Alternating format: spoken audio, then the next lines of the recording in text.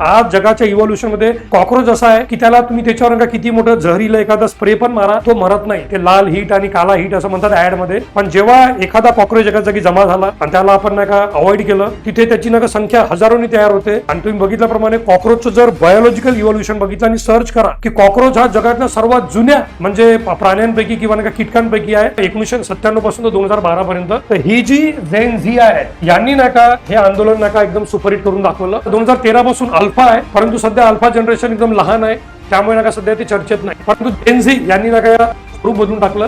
तर Gen Z and their love for social media या आंदोलनामध्ये जेनझीने एंट्री का मारली आणि जेनझीमुळेच हे आंदोलन एकदम महाकाय का बनलं आणि त्या जेनझी लोकांचं तो ट्रेंडिंग हे इतिहासात पहिल्यांदा असं घडलं असेल की एक कोणी जण टिप्पणी करत आहे आणि लगेच एका रात्रभरात 15 मे 2026 ते 16 मे 2026 कॉक्रोच जनता पार्टी तयार झाली. नमस्कार महाराष्ट्रातल्या सर्व भावी अधिकारी, विद्यार्थी, मित्र आणि मैत्रिणींनो, मी स्वप्नील राठोड आपल्या सगळ्यांचं स्वागत करतो PWMPSC वाला या आपल्या फेवरेट ट्यूब चॅनलवर.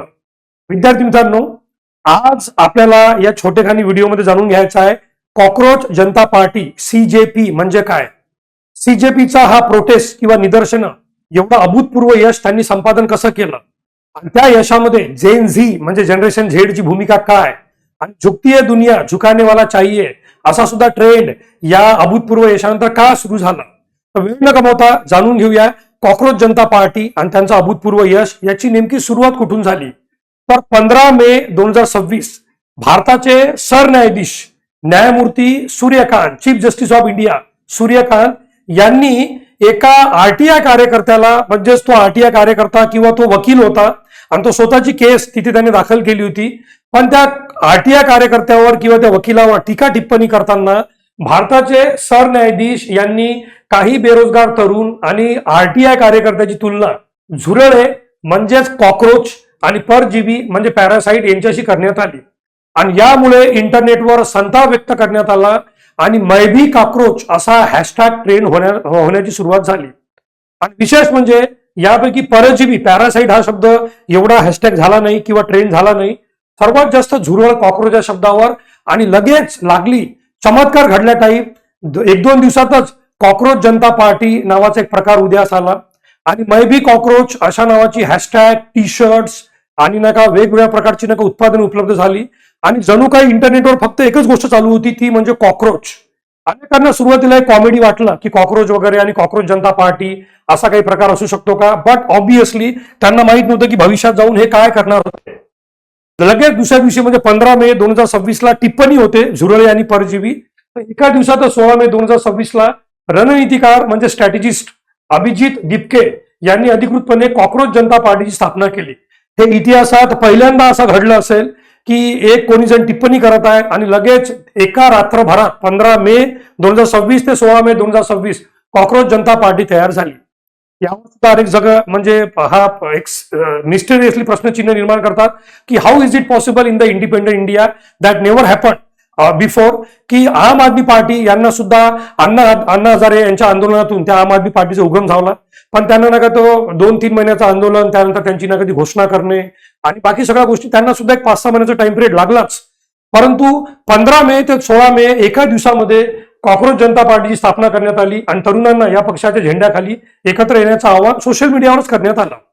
आता सोशल मीडियाच्याच तरुणांना किंवा सोशल मीडियाचा वापर करणारे म्हणजे ट्विटर, आजचं एक्स, फेसबुक म्हणजे आजचं मेटा, व्हॉट्सअप, इंस्टाग्राम यावर जी तरुणाई खास करून जेन झी कोणत्या ना कोणत्या मार्गाने ऍक्टिव्ह राहते, मग पॉलिटिकल गोष्टीबद्दल आपलं मत मांडणं असो किंवा क्रिएटिव्ह ऍड तयार करणं असो किंवा रील असो किंवा आपला छोटा मोठा छोटेखानी बिझनेस चालू करणं असो, या सगळ्या गोष्टीसाठी जी जेन झी नेहमी ऍक्टिव्ह राहते त्या जेन झीला खास करून नका आवाहन करण्यात आलं की तुम्ही कॉक्रोच जनता पार्टी यांच्या एकत्र येण्याचं हे करा. आणि अभिजित दिपके त्यांच्या मागे बघू शकता तुम्ही कॉक्रोच जनता पार्टी ते सिम्बॉल. मग 17 मे म्हणजे लगेच तिसरा दिवस 15 मे 16 मे आणि 17 मे. 15 मेला कॉक्रोच आणि परजीवी असे 2 शब्द येतात. 16 मेला एक पक्ष स्थापन होतो चमत्कारिकरित्या. त्यानंतर 17 मे 2026 ला डिजिटल सदस्य संख्या हजारोच्या पल्ल्याड पोहोचल्याने भारतात एक्स म्हणजे माझी ट्विटरवर मै भी कॉक्रोच हा हॅशटॅग पहिल्या क्रमांकावर ट्रेंड होत होता. भारतासारखा देश म्हणजे जिथे इंटरनेट वापरामध्ये जगात आपण नंबर 2 वर आहोत, लोकसंख्येमध्ये आपण नंबर 1 वर आहोत आणि याच आपल्या भारतात देशामध्ये नंबर 1 वर ट्रेंडिंग चालू होतं मै बी कॉक्रोच. आणि त्यामध्ये नाही का कॉक्रोच जनता पार्टीचं काही लोकांनी असं नाही का एआय वगैरे चित्र पण तयार केलं, ज्यामध्ये केसरी कलर, पांढरा कलर आणि ग्रीन कलर आपल्या तिरंग्याचा कलर देऊन मधात फक्त अशोक चक्राच्या जागी यांनी कॉक्रोच जनता पार्टी असं करण्याचा प्रयत्न केला. त्यानंतर 31 मे 2026 ला म्हणजे आता 15, 16, 17 नंतर 10-12 दिवसाचा गॅप पडला आणि काय होतं की संस्थापक किंवा स्ट्रॅटेजिस्ट अभिजित दिपके यांनी प्रत्यक्ष निदर्शनाचे नेतृत्व करण्यासाठी अमेरिकेतून परतण्याच्या योजनेची घोषणा केली. इथपर्यंतही गव्हर्नमेंट सिरियस नव्हतं. म्हणजे 15 मेला चीफ जस्टिस ऑफ इंडियानी वाक्य वापरलं तर गव्हर्नमेंटला वाटलं की यापूर्वी सुद्धा भारतातल्या चीफ जस्टिस ऑफ इंडियांनी अनेक वेळा विविध खटल्यांमध्ये गव्हर्नमेंटला, ज्यांच्या हाती सत्ता आहे आणि जे भारतातले सर्वात पॉवरफुल व्यक्ती आहे, पंतप्रधान व त्यांच्या मंत्रिमंडळ, यांना सुद्धा खडे बोल सुनावले, पण असं कधी काही झालं नाही. तर मग आज काय होणार हे तर तरुणांना म्हटलेलं आहे. But they were not aware की तुफान से आने की पहिली की तुफान से आने की पहिली की शांतता जे म्हणतात, तर म्हणजे एखादं वादळ याच्या पहिले जी शांतता आहे तर ती नाही का शांतता बहुतेक नका ह्या 15 तारखेला, 16 तारखेला, 17 तारखेला, बरं 16 आणि 17 तारखेला कॉक्रोच मै बी कॉक्रोच हा हॅशटॅग ट्रेंडिंगवर होता. गव्हर्नमेंटला वाटलं की अरे असे तर अनेक म्हणजे हॅशटॅग ट्रेंडिंगवर सोशल मीडियामध्ये येतातच, कारण 2-2, 3-3 दिवसासाठी एखादा व्यक्ती खूपच फेमस होऊन जातो, गाणे म्हणायला लागतो, लोक त्याला सपोर्ट करायला लागतात, लोक त्याचे रील शेअर करायला लागतात. एखाद्या मुलीचं, मणिपूरमधल्या एखाद्या मुलीचं किंवा अरुणाचल प्रदेशमधल्या एखाद्या मुलीचं नका रील शेअर करून नका तिचं मिलियनमध्ये नका हे जातं आणि ती हॅशटॅगवर असते ट्रेंडिंगवर. गव्हर्नमेंटला वाटलं की इट्स ऑल नॉर्मल, हे सगळं नेहमीसारखं आहे. सोशल मीडियाच्या काळात कोणी पण नंबर 1 ट्रेंडिंगवर येऊ शकतं, कोणताही हॅशटॅग ट्रेंडिंगवर राहू शकतं आणि इट हॅपन्स व्हेरी नॉर्मली. परंतु 15 दिवसानंतर नका जेव्हा अभिजित दिपके यांनी अमेरिकेतून भारतामध्ये परत येऊन निदर्शन करण्याची घोषणा केली, तेव्हा मात्र गव्हर्नमेंट थोडीशी सिरियस झाली. आणि मग आता 6 जून 2026 ला नीट यूजी परीक्षेची प्रश्नपत्रिका फुटणे आणि त्यानंतर नाही का CBSE, central board of secondary education, यामधील तांत्रिक बिघाड याबाबत उत्तरदायित्वाची मागणी करत. कारण लोकशाही म्हटलं की ट्रान्सपरन्सी आणि अकाउंटेबिलिटी, प्रत्येक लोकशाहीच्या मॉडेलमध्ये या 2 गोष्टी महत्वाच्या आहेत. आणि त्यातली पहिली गोष्ट म्हणजे अकाउंटेबिलिटी, की जर आम्ही तुम्हाला 5 वर्षासाठी सत्ता दिलेली आहे तर देशात चांगला आहे किंवा वाईट आहे, कोणत्याही गोष्टी घडत असेल, चांगल्या गोष्टी घडत असेल तर गव्हर्नमेंटने त्याचं क्रेडिट घ्यावं आणि काही वाईट गोष्टी घडत असेल, पेपर फुटी वगैरे, तर त्याची अकाउंटेबिलिटी म्हणजेच अँसरेबिलिटी की उत्तरदायित्व किंवा उत्तर देणं आवश्यक आहे की असा प्रकार का घडला. लाखो विद्यार्थी या एक्झामची तयारी करतात आणि हा कंपल्सरी फेज आहे. हा एमपीएससी यूपीएससी सारखा चॉईस नाही आहे की काही मोजकेच लोक करतात, ही कंपल्सरी या फेज मधून सगळ्यांना जावं लागतं. तर त्या नीट पेपरमधून नाही का पेपर फुटी होणे आणि त्याच्या पाठोपाठच सीबीएसई मधलं सुद्धा टेक्निकल बिघाड होणे त्यांच्या वेबसाईटवर, आणि या दोन्ही गोष्टी लोकांसमोर ओपन टू ओपन येणे. यामध्ये मग नाही उत्तरदायित्वाची मागणी करत कॉक्रोच जनता पार्टीने नवी दिल्लीतल्या जंतर मंतर इथे पहिले मोठे प्रत्यक्ष आंदोलन केले. आंदोलनामध्ये सुरुवातीला गर्दी नव्हती, अनेक लोकांनी यांचा म्हणजे कुठे ना कुठे यांची मजा बुडवली. अरे तुमचे तर फॉलोअर करोडोमध्ये आहे, एका रात्रीत करोडो, काहीतरी 17 कोटी फॉलोअर झाले आणि त्यातले 1000-1200 तुम्ही का जमवले. कॉक्रोच जनता पार्टीचं आंदोलन पुण्यामध्ये सुद्धा झालं आणि जागोजागी झालं, पण आवश्यक तेवढी गर्दी नसल्यामुळे अनेक मीडिया हाऊसेसनी आणि बाकी लोकांनी सुद्धा यांना कुठे ना कुठे हलक्यात घेतलं. परंतु तो नीट फुटीचा प्रकार काय, 30 जून आहे की नाही, आता ती तारीख आली म्हणजे जवळपास 1 महिना एक महिना उलटून गेला. 15 मेला कॉक्रोच हा शब्द वापरण्यात आला, 15 मे ते 15 जून झाला 1 महिना, आणि त्यानंतर बरोबर 30 जून म्हणजे 1.5 महिन्यानंतर कॉक्रोच जनता पार्टीने प्रधान गो बॅक ही देशव्यापी मोहीम सुरू केली. इथे मात्र आता सिरियसनेस वाढत गेलं, कारण आता सोशल मीडियावर वेगवेगळ्या लोकांनी, जेवढेही म्हणजे युट्यूबर आहे, इन्फ्लुएन्सर आहे आणि नाही का मोठमोठे नाही का बॉलिवूडचे ऍक्टर वगैरे आहे, यांनी टप्प्याटप्प्याने हिंमत करत आता नाही का हळूहळू नाही का यांना सपोर्ट देणं चालू केलं. मग त्यात बॉलिवूडचे काही ऍक्टर असेल किंवा काही सामाजिक कार्यकर्ते असेल किंवा काही आरटीआय कार्यकर्ते असेल, पण असे लोक किंवा असे व्यक्तिमत्व ज्यांचं नाव संपूर्ण भारतात चांगलं प्रसिद्ध आहे, ज्यांना सोशल मीडियामध्ये किंवा कोणत्याही मीडियामध्ये लोक ओळखतात, अशा लोकांनी समोर येऊन यांना सपोर्ट करणं चालू केलं. त्यामुळे गर्दी वाढत गेली आणि यामध्ये नाही का जी वाईल्ड कार्ड एंट्री होती ती म्हणजे जेनझीची एंट्री झाली. याच्यामध्ये जेनझी आणि नेपाळ आणि बांगलादेशमध्ये जो जेनझीचा प्रकार घडला तसा आपल्या भारतात घडला नाही, नेव्हर एव्हर, तसा घडू शकत नाही. पण यावेळेस जेनझीनी जो इथे पहिले आल्यानंतर नका जो सपोर्ट म्हणजे प्रधान गो बॅक हे सुरू हे नका स्लोगन देणं चालू केली, तेव्हा गव्हर्नमेंटला थोडंसं नाही का कुठे ना कुठे वाटलं की यार आता मॅटर थोडं बिघडत चाललेला आहे. आणि यांना नका सोशल मीडियावर ज्या प्रकारचा नका मग व्हॉट्सअप आणि सोशल मीडियावर यांना जो सपोर्ट भेटत गेला आणि प्रत्येक व्यक्ती हा गव्हर्नमेंटच्या विरोधात म्हणा किंवा धर्मेंद्र प्रधान यांच्या राजीनाम्यासाठी व्हॉट्सअपचे स्टेटस म्हणा किंवा इंस्टाग्रामवर किंवा प्रत्येक जी रील होती त्या बाकीच्या रील संपल्या होत्या एका प्रकारे.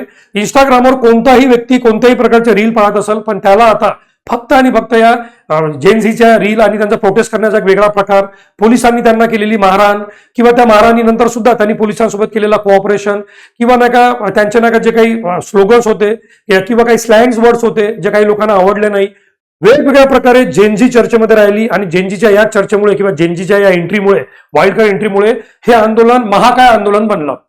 आणि मग यामध्ये नाही का सरते शेवटी यांनी नाही का सोनम वांगचुक यांचा सुद्धा यांना सपोर्ट भेटला. सोनम वांगचुक यांनी आमरण उपोषण केलं आणि त्या आमरण उपोषणला गव्हर्नमेंट कुठे ना कुठे थोडी घाबरल्यासारखी दिसली.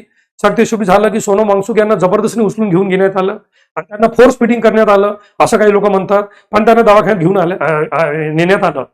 पण यानंतर का स्वतः अभिजित दिपके जे संस्थापक आणि रणनीतिकार आहे कॉक्रोच जनता पार्टीचे, त्यांनी एवढ्या मोठ्या विद्यार्थ्यांसमोर जे भारतातल्या सर्व कानाकोपऱ्यातून आले होते आणि काही लोकांनी तर हा पण विचार केला नाही की आपण गव्हर्नमेंट जॉब लावू वगैरे, ते सुद्धा लोक आले तिथे आणि त्या लोकांसोबत का त्यांनी स्वतः जबाबदारी घेतली अभिजित दिपके यांनी आमरण उपोषणाची. सरते शेवटी 20 जुलैची ती तारीख आली की निदर्शने ही सरकार विरोधातल्या तरुणांनी सर्वात मोठी जन आंदोलन बनली. आणि म्हणजे याच्यामध्ये या 30 जून पासून तर साधारणतः 20 जुलै म्हणजे या 20 दिवसात आंदोलन एकदम पीकवर गेलं. पहिले ते 15, 16, 17 मे पासून तर का नीट पेपर फुटीपर्यंत सुद्धा काही नव्हतं, परंतु यांनी ज्या नीट पेपर फुटीचं एक हे कारण घेतलं, त्याला एक आधार बनवला आणि त्या नीट पेपर फुटीवरून नाही का मग अनेक पॅरेंट ज्यांच्या 20-22 नाही का विद्यार्थी ज्यांनी आत्महत्या केली त्यांच्या काही पॅरेंट लोक तिथे स्वतः आले. असं करत करत नाही का हे आंदोलन एक इमोशनल प्लस प्रॅक्टिकल आणि त्याचे नाही का जी मुद्दे होते ते खरोखर सगळ्यांना पटण्यासारखे होते की आम्हाला एक्झाम मध्ये ट्रान्सपरन्सी पाहिजे, आम्हाला धर्मेंद्र प्रधान जे शिक्षण मंत्री यांचा राजीनामा पाहिजे. काही लोकांनी तर हे म्हटलं की हो ठीक आहे तुम्ही स्वतः त्यात इन्व्हॉल्व्ह नव्हते, परंतु देशामध्ये जसं नाही का कोणतीही घटना घडली, पहलगाममध्ये हल्ला झाला असेल तर संरक्षण मंत्र्याला जबाबदारी घ्यावी लागते. मुंबईमध्ये जो 26/11 झाला होता तेव्हा संरक्षण मंत्र्यांनी जबाबदारी घेतली होती. तर गव्हर्नमेंट निवडून दिल्यानंतर कोणतीही वाईट गोष्ट हो की काही हो, जबाबदारी शेवटी मंत्र्यांना घ्यावी लागते. मंत्री म्हणजे फक्त शपथ घेण्यापुरती नसतात. तर रेल्वेचा ऍक्सिडेंट झाला तर रेल्वे मंत्री जबाबदार असणार, पेपर फुटी जाणार तर शिक्षण मंत्री जबाबदार असणार. तर यांचं म्हणणं होतं विद्यार्थ्यांचं की तुम्ही त्यात इन्व्हॉल्व्ह असो की नसो आम्हाला माहित नाही, पण तुम्ही शिक्षण मंत्री असताना असा प्रकार घडला तर आम्हाला तुमचा राजीनामा पाहिजे, एक अकाउंटेबिलिटी म्हणून, जो की लोकशाहीमधला सर्वाधिक योग्य पद्धत आहे. परिणामी मोठे राजकीय बदल झाले आणि शिक्षण मंत्र्यांना राजीनामा द्यावा लागला.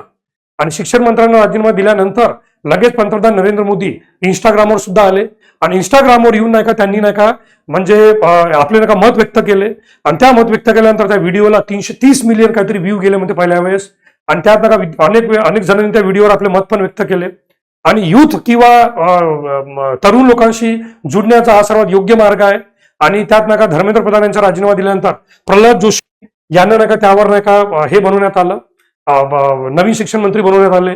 आता सर्वात पहिले हे जाणून घेऊया की जेनझी म्हणजे काय. तर तुम्ही बघा, जे 1946 म्हणजे भारताला स्वातंत्र्य मिळत होतं तर 1964 मध्ये जे जन्माला आले त्यांना बूमर्स म्हणतात. साधारणतः आपल्या आई वडील यांच्यामध्ये येतात. त्यानंतर जेन एक्स आले 1965 ते 1980 मध्ये. तुमच्यापैकी अनेकांचे आई वडील या जेन एक्स मध्ये असेल, जनरेशन एक्स. त्यानंतर जनरेशन वाय, यामध्ये आम्ही सगळे येतो 1980 पासून तर 1996 पर्यंत जनरेशन वाय. त्यानंतर नका तुमच्याचपैकी अनेक विद्यार्थी जेन झी मध्ये येतात आता 1997 पासून तर 2012 पर्यंत. तर ही जी जेन झी आहे यांनी नका हे आंदोलन नका एकदम सुपरहिट करून दाखवलं. 2013 पासून अल्फा आहे, परंतु सध्या अल्फा जनरेशन एकदम लहान आहे त्यामुळे नका सध्या ते चर्चेत नाही. परंतु जेनझी यांनी नका स्वरूप बदलून टाकलं. तर Gen Z and their love for social media या आंदोलनामध्ये जेनझीने एंट्री का मारली आणि जेनझीमुळेच हे आंदोलन एकदम महाकाय का बनलं आणि त्या जेनझी लोकांचं तो ट्रेंडिंग म्हणजे काय काय त्यांनी पोस्टर वापरले, कोणकोणत्या पद्धतीने त्यांनी पोलिसवाल्यांसोबत नाही का म्हणजे व्यवहार केला आणि पोलिसवाल्यांनी त्यांना नका एवढी मारहाण केल्यानंतर सुद्धा ते आपल्या याच्यावर अडून राहिले. विशेष करून नका महिला, ज्या महिलांना म्हणतात की चूल आणि मूल आणि बेटिया तो कमजोर होतीये, पण इथे मुलींची भूमिका आणि नका म्हणजे मुली म्हणा किंवा महिला म्हणा किंवा स्त्रियांची तर ती विमेन पॉवर किंवा विमेन एम्पॉवरमेंट इथे खतरनाक दिसली. तर जेनझीनी या आंदोलनामध्ये भाग का घेतला. जेनझी म्हणजे जनरेशन झेड आणि त्यांचं सोशल मीडियावरचं प्रेम.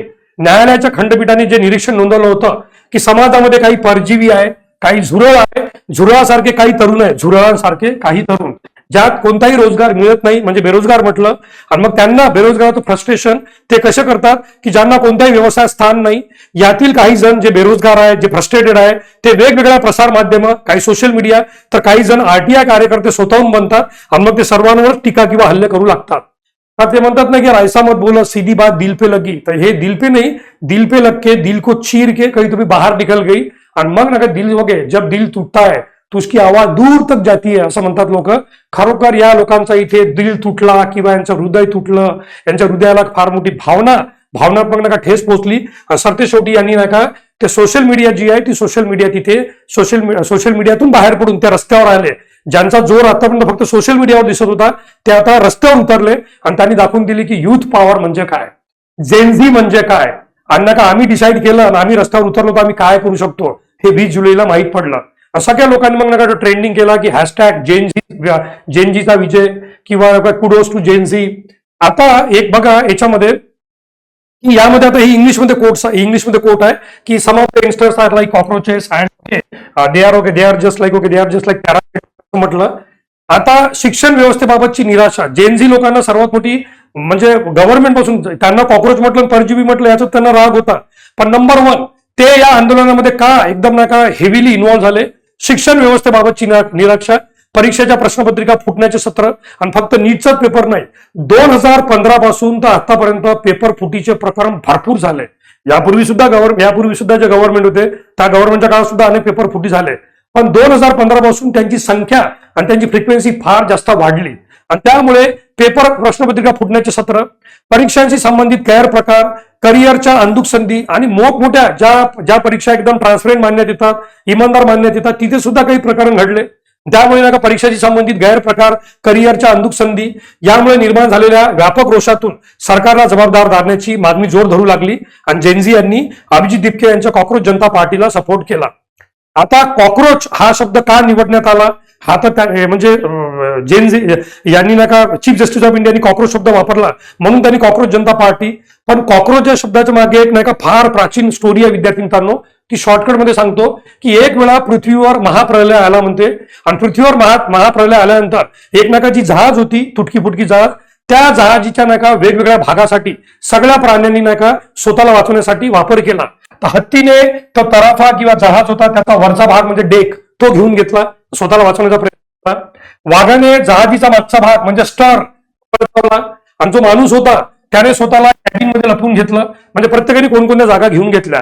परंतु नका सलग 40 दिवस पाऊस कोसळला, त्यामुळे नका माणूस काय, हत्ती काय आणि वाघ काय हे सर्व बलाढ्य प्राणी कमकुवत झाले. लाकूड कुजले, त्यामुळे नका हत्तीचा डेक आणि वाघाचा स्टर्न आणि माणसाचं कॅबिन हे दोन्ही खराब झालं. आणि खारे पाणी लागल्याने दोर तुटले आणि त्या महाकाय प्राण्यांनी समुद्रापुढे हार मानली किंवा त्या निसर्गापुढे हार मानली. पण अशा याच्यात एक लहान भुंगा म्हणजे ज्याला आपण कॉक्रोच म्हणतो, एक लहान तपकिरी भुंगा त्याने कधीच जागा मिळवण्याचा प्रयत्न केला नाही. तो लाकडी फळ्यांच्या अगदी खाली म्हणजे जिथे इथे गॅप होते, जिथे इथे फटी होत्या त्या फटीमध्ये तो घुसला. जेथे खारी हवा पोचू शकत नाही, जिथे समुद्राचं पाणी सुद्धा पोचू शकत नाही, अशा अंधाऱ्या फटीमध्ये तो भुंगा म्हणजे कॉक्रोच जाऊन लपला आणि कुजणाऱ्या लाकडाचा भुगा खाऊन तो जगला.